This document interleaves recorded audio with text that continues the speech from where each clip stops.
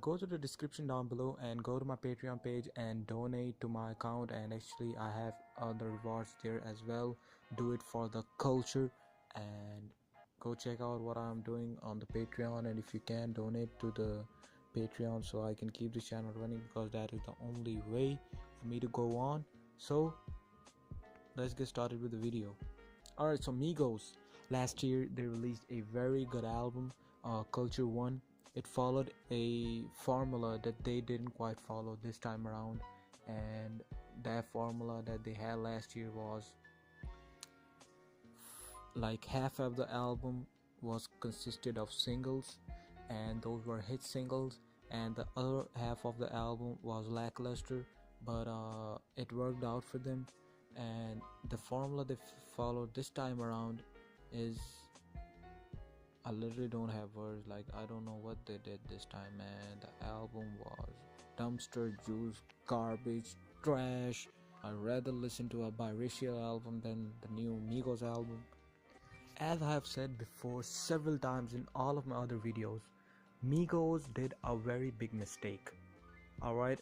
The mistake that Takeoff didn't do and the other two did. They gave away a lot of flows before the album. Why do you go to the Migos? For the lyrics and their social commentary? Do you want Quavo to run for president? Do you want them to open a cocaine farm? Alright, I'm making mad whack jokes.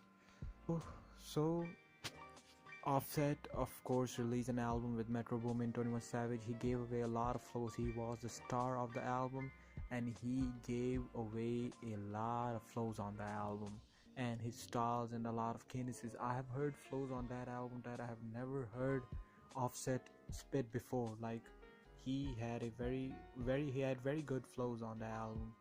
And for Quavo, he gave away a lot of flows on his features and his latest album with Travis Scott. Well, in fact, there were several flows that Quavo picked up from the Huncho Jack album and did the same flows on Culture 2.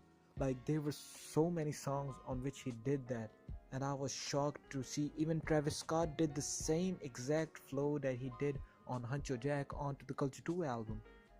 So there it goes, the biggest problem of the Culture 2 album. First of all, the flows were the same and everything sounded repetitive. Second, the album was long, very long. For most of you, you don't understand how streaming and how this era of music works. They didn't release this album to feed their fans or to make good music or do certain shit. Like, they didn't do it for the fans. They did it for the money. If you don't understand, or if you have not noticed till now, every track on the album was 5 minutes long. There's a reason why every song was 5 minutes long. Usually people listen to the whole song. Alright, any song they listen to, they will listen to the whole song. And the thing about it is, they at least have several songs on there that people are going to repeat again and again and again. First off, it will help them get good first week numbers. Second, it will earn them a lot of money. If you don't know, let me give an example of YouTube. When you upload a YouTube video, even if you get like 1 million views, it doesn't matter if the people are not watching the whole video. You will not earn shit. Let me give you an example. I have a video I have another channel that I run. On that channel, I had a video which has like 350,000 views.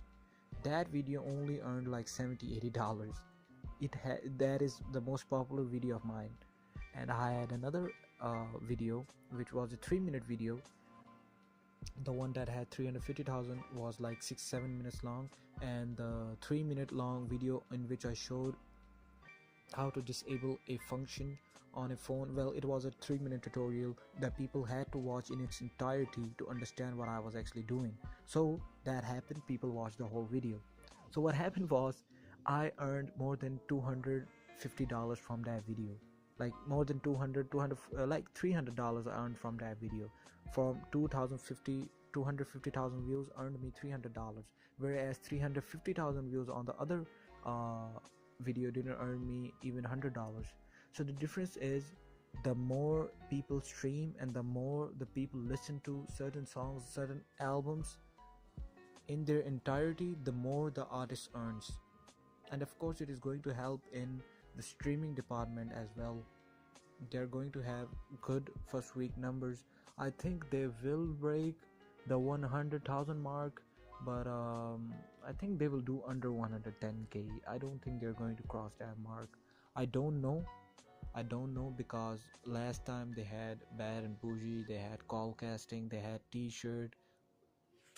No one can deny the fact that the last album was very good. But this album right here, man, this is trash.